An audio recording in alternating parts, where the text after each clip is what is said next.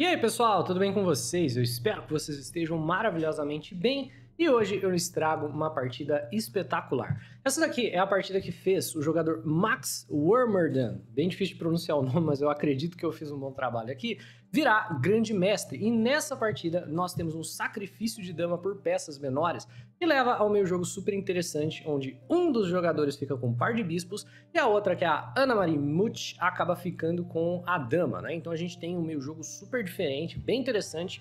Sem mais delongas, vamos lá. Na verdade aqui tenho que girar o tabuleiro porque o Max estava jogando de pretas. Agora sim, sem mais delongas, vamos lá. Nós temos peão em E4 por parte da Ana Marie, peão em E5 por parte do Max, e vem cavalo em F3 pressionando o peão de E. O Max defende o peão com cavalo em C6, e a Ana Marie decide jogar a abertura escocesa com o peão na casa de D4, já rompendo o centro logo de cara. A única boa escolha do jogador de pretas, de fato, é tomar o peão, então as pretas tomam, e a Ana Marie toma de volta, estabelecendo um forte cavalo no centro do tabuleiro, e essa daqui é a posição clássica da escocesa, certo? O jogador de pretas tem várias alternativas, sendo as mais populares jogar cavalo em F6 ou bispo em C5, e nós temos bispo em C5 aqui por parte do Max Wormerdan pressionando o cavalo.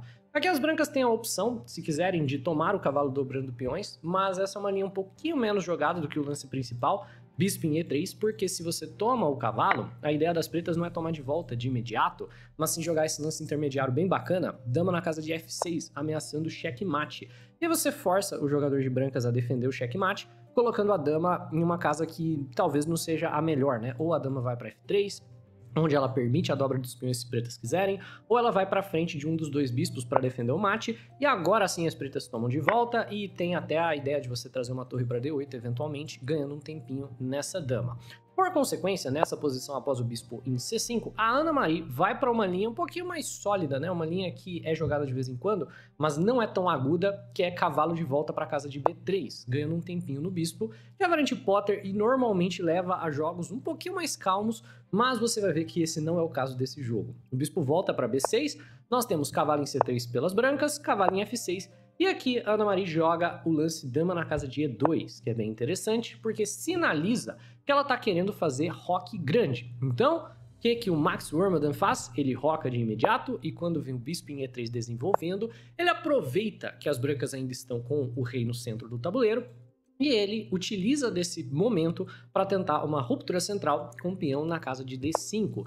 Esse lance é muito bom, porque se o jogador de brancas toma, ele vai acabar sofrendo pela coluna E, mas parece que o lance peão em D5 acaba que vai perder material por conta do roque longo que gera uma cravada no peão. Não é o caso, essa daqui é uma posição teórica, já foi jogada algumas vezes, inclusive tem uma partida muito bonita do Anand jogando de brancas aqui, ele vence, mas os dois jogadores ainda conhecem bem a teoria. O Max faz o quê? Para não perder o peão, ele avança. O peão, é claro, avança dando um duplo no bispo, dando um duplo no cavalo, mas você não pode nem tomar o bispo nem o cavalo sem perder, é claro, a sua dama aqui nessa posição. Então o lance, na verdade, é mais para defender o peão, que agora está numa casa onde ele está protegida 3 vezes. E o lance principal, que é jogado em praticamente todos os jogos aqui, é o lance bispo em G5, tirando o bispo do ataque do peão. O jogador de pretas, uma hora ou outra, vai tirar essa dama daqui também.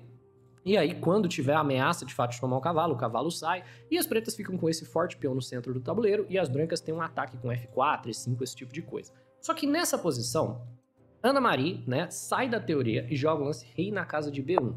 E é no lance de número 10 que nós já temos uma partida completamente nova, né? Isso daqui já saiu de teoria, os jogadores já estão jogando por conta própria. É muito interessante porque o Max, nessa época, era mestre internacional, então ele estava jogando um torneio extremamente importante. Se ele vence esse torneio, ele se torna grande mestre de xadrez, né? Então com certeza ele estava nervoso aqui, mas ele joga as linhas mais agressivas possíveis. Ele já vai de cara para uma avalanche de peões contra esse rei com o peão na casa de A5. E a Ana Marie, vendo que o peão de A se movimenta, enfraquecendo a casa de B5, vai para cima do peão e joga cavalo em B5, e de repente nós temos 1, 2, 3, 4 ataques aqui sendo efetuados contra o peão da casa de D4, que está defendido apenas 3 vezes e não parece ter nenhuma maneira da gente adicionar um quarto defensor no peão. Então parece que a Ana Marie simplesmente levou a melhor, porque ela vai ganhar esse peão à força e com ele muito provavelmente o jogo. No entanto, é nessa posição que Max Wormadam, sem medo nenhum de arriscar, sacrifica a sua dama por um bispo e uma torre com o peão toma E3. Aqui ele toma o bispo, as brancas vão ter que entregar a torre na dama e depois de torre toma, parece que a posição é simplesmente muito melhor para o jogador de brancas. No entanto, esse não é o caso por conta do nosso forte peão na casa de E3, né? Então, a justificativa desse sacrifício é esse peão muito chato que as pretas vão ter passado, defendido na casa de E3, que vai apoiar todo quanto é tipo de coisa, vai apoiar a ideia de torre vindo para D2, vai apoiar o avanço depois, e parece que as brancas podem simplesmente tomar o peão agora, mas isso seria uma gafe tremenda por conta da ideia de bispo em G4 que ganha a dama de volta, né? Aqui a gente tem um ataque bem focado na casa de D1, a dama tem que se movimentar defendendo o checkmate e torre D1 ganha a dama, né? Então a posição ficaria completamente ganha materialmente pelo jogador de pretas. Por consequência, Ana Maria joga peão na casa de F3 e nós temos aqui a nossa posição ultra mega desbalanceada, que só vai ficar mais desbalanceada conforme o jogo passa, porque você ouviu falar que ele vai ficar com o par de bispos em algum momento pela dama, né? Então você sabe que mais sacrifícios estão vindo aí no futuro. Temos bispo em E6 por parte do Max, desenvolvendo. O cavalo vai ter que sair uma hora ou outra daqui, né? O peão vai avançar, chutando ele. Então, cavalo em C1, certo? Volta o cavalo para uma casa onde ele fica defendendo a A2, onde ele fica defendendo a casa de E2, que são pontos relevantes. E nós temos por parte do Max, cavalo em D7, que é um lance bem interessante, né? A ideia desse cavalo é vir para a casa de C4 e tentar se plantar ali na casa de D2, que é uma manobra bem longa, mas que provavelmente vai se pagar. Dama em 1 por parte das brancas, liberando a saída do bispo. Cavalo em E5, né? A ideia é vir para C4 e bispo em E2 desenvolvendo. Nesse ponto vem o cavalo em C4 do Max e esse cavalo movimentou muitas vezes para chegar em C4 e a Ana Maria não pode deixar o cavalo vir para a casa de D2, portanto ela é forçada a entregar o bispo no cavalo. Então depois de bispo toma C4 e cavalo de volta para a casa de C3, nós temos essa posição onde o jogador de pretas possui, em adição ao seu peão passado, um par de bispos, né? Porque a Ana Maria teve que entregar os 2 bispos ao longo do jogo. Então, o par de bispos aqui tá se provando muito incômodo, né? Não tem muito como contestar esse peão no longo prazo. A torre vem para a casa de D2 por parte do jogador de pretas.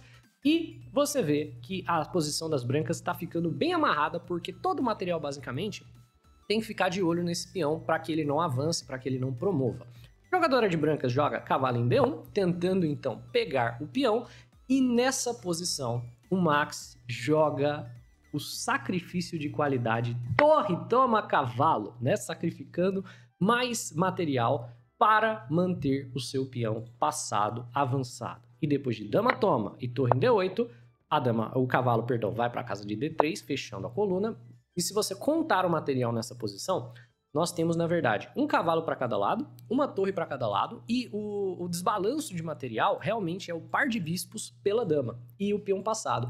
Então a gente já tem um meio jogo onde vai ser o par de bispos tentando vencer a dama, e qualquer computador vai olhar para a posição e falar que está muito melhor para o jogador de brancas, mas você não pode subestimar a facilidade de jogo e a simplicidade do plano do jogador que tem o par de bispos e um peão passado na cesta, né? Então o Max simplesmente joga um peão na casa de H6, gerando um respiro para o rei. Temos dama em C1, sacrificando um peão aqui na casa de D3, né? Mas você vai ter que entregar o par de bispos se você for tomar. Você pode sacrificar a qualidade no cavalo, que é uma linha que na verdade acaba forçando o empate, né? Depois de rei H1, cavalo em G4, a gente tem uma ideia de repetir lances por aqui. Mas o Max não está interessado nisso, né? O Max não está interessado, ele joga cavalo em B4, querendo trocar cavalos. É bem interessante ele estar propondo trocas de material, sendo que ele é o jogador que tem menos material, mas ele realmente acredita no potencial do par de bispos, congelando completamente a dama. Então depois de cavalo toma, peão toma, a própria jogadora de brancas visa também a simplificação. Dá pra ver que os dois jogadores estavam querendo trocar para jogar esse final de par de bispos contra a dama, porque ela joga torre em D1, acreditando que se trocar a torre, beleza, não tem problema, né? A dama vai dar conta do par de bispos com tranquilidade.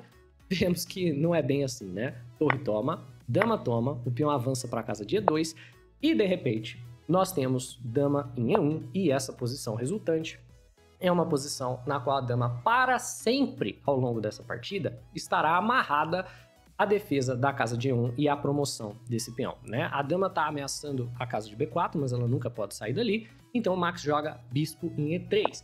Só para mostrar por que a dama nunca pode sair dali, né? É porque se em qualquer momento a dama deixa de defender qualquer uma dessas duas casas por sinal, ela não pode deixar nem de defender D2, nem de defender F2, o bispo vai apoiar a promoção. Então se dama toma B4, por exemplo, né? O simples lance bispo em F2 ganha o jogo. Ameaça sendo promover, né? Se você tomar o bispo, você leva mate. Se você não tomar, não importa mais. As pretas vão promover e vencer. O que nos leva a essa situação na qual a dama do jogador de brancas está completamente amarrada. Ela não pode se mover dessa casa de E1. E ao mesmo tempo, né, os bispos também estão mais ou menos amarrados à defesa dessas duas diagonais, e nenhum dos dois jogadores parece ter uma maneira clara de fazer progresso, certo? As brancas têm que ficar com a dama aqui, as pretas têm que ficar com os bispos aqui, não tem nenhuma maneira lógica, óbvia de chutar a dama, então eles tentam progredir como dá, com lances de peão e melhorando os reis. Então a gente tem uma longa valsa de reis aqui.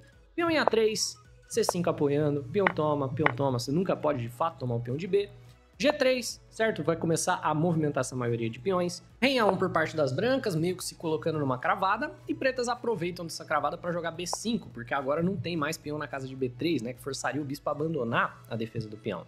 Então, brancas jogam peão em C3. Nós temos peão toma, e o bispo vai lá para a casa de E3 de novo, onde ele novamente prende a dama.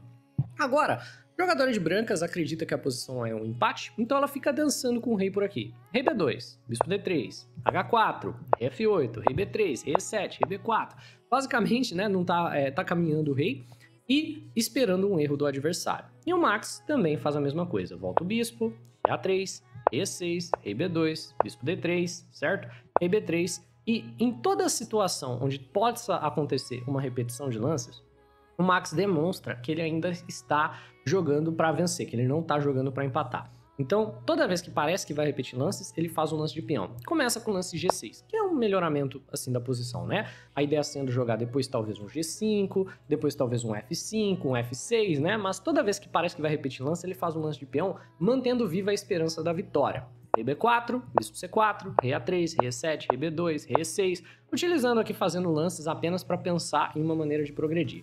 Rei C2, rei E5, rei B2, o bispo volta para D3, rei B3 e quando parece novamente que a gente vai repetir, F6. Jogador de brancas, joga o rei na casa de B4, temos bispo em C4, rei na casa de A3 e enquanto as brancas estiveram meio que valsando com o seu rei por aqui, as pretas na verdade melhoraram todos os peões. Então o que as pretas fazem? Buscam por uma ruptura com o peão em G5. Nós temos peão toma, peão de H toma em G5 e de repente parece que quem tá levando a melhor são as pretas, porque pretas estão de fato tentando fazer progresso de alguma maneira. Nós temos rei em B2, bispo em D3, rei B3, bispo C4 cheque, rei C2, rei D6, rei B2, bispo D3, né? Eles vão sambando por aí, até que parece, depois de vários lances, que teremos uma repetição de lances e nesse momento o Max novamente joga um lance que vai mudar a estrutura de peões e dar uma chance de vencer. Ele joga o G4, muito bem timado esse lance peão na casa de G4, certo? Peão na casa de G4 vem para provocar o lance F4 e é justamente o que acontece, né? A gente tem o lance F4, parece que ganha um peão, mas você não pode tomar de maneira alguma. Se você toma esse peão de rei, o problema vai ser dama na casa de A1 cheque, né? Que não somente vai ser um cheque muito incômodo, mas na verdade ganha o bispo, porque a sua única casa é a casa de F5, vai vir depois dama em D5 cheque, você vai perder o bispo e você vai perdê-lo com cheque, o que deixa a posição completamente perdida, porque é muito fácil das brancas vencerem depois. Então, quando vem o F4, certo? Ele não pode tomar, tem que jogar rei na casa de E6, no entanto, uma hora ou outra, esse peão talvez possa ser tomado e uma hora ou outra a gente vai ter o avanço F5, então ele vai gerando as esperanças. Rei B3, rei D6, rei B2, rei C6, né? Os dois jogadores vão movimentando, sambando os reis e novamente, quando parece que a posição vai empatar, uma ruptura de peões acontece. Peão na casa de F5. E nessa posição, as brancas avançam gerando um peão passado. Mas progresso foi feito. Por quê? O que as pretas conseguiram com isso? Conseguiram abrir essa diagonal. Então agora, se em algum momento o jogador de pretas conseguir que o rei, por exemplo, defenda o peão, o bispo fica livre para agir e se melhorar pela outra diagonal. Então, basicamente, a gente tem a possibilidade de trazer o rei para que o rei defenda o peão e libere uma das nossas peças a agir. E essa provavelmente é o plano do Max. Bispo C5, rei B2, rei D5 e nessa posição tudo que a Ana Maria precisa fazer é dar o cheque para impedir que o rei se ative, dama na casa de H1, e quando o Max defende o cheque de bispo ou tira o rei, ela precisa voltar a dama, que é tremendamente importante que ela volte a dama, porque se ela não voltar a dama, ela vai permitir o plano que a gente falou do melhoramento do bispo. Ela precisa voltar a dama para a dama ameaçar o peão. Só que ela joga peão em E6, porque o ser humano é complicado, ele sempre quer ganhar. Às vezes, a melhor coisa que você tem para fazer é tentar, com todas as suas forças, segurar um empate, mas a ambição acaba sendo a ruína de Ana Maria Mütz, porque ela tenta gerar esse peão passado, que permite bispo em E4, uma manobra de bispo que, na verdade, permite o melhoramento dele para uma casa onde ele não somente vai defender o peão, como também permitir aqui que o rei venha e atrapalhe. Então nós temos dama em E1, certo? E rei em D3. O Max defende o peão de rei, que é muito importante. Dama em B1, cheque. Rei em E3. Dama em G1, cheque. E nessa posição, depois do lance rei, na casa de F3, sacrificando o bispo por conta da promoção do peão, Ana Maria acaba abandonando a partida, porque mesmo que ela volte a dama para a casa de E1, as pretas encontram uma maneira de furar o bloqueio, forçando aqui a vitória. Então, nós temos uma vitória espetacular, com um sacrifício de dama interessantíssimo do par de bispos contra a dama por parte do Max Warmadan. E o que mais interessante, né, foi a partida que fez o Max se tornar grande mestre de xadrez. Então, é isso, pessoal. Espero que vocês tenham curtido. Se sim, deixa o like no vídeo, se inscreve no canal. Um abraço e até a próxima.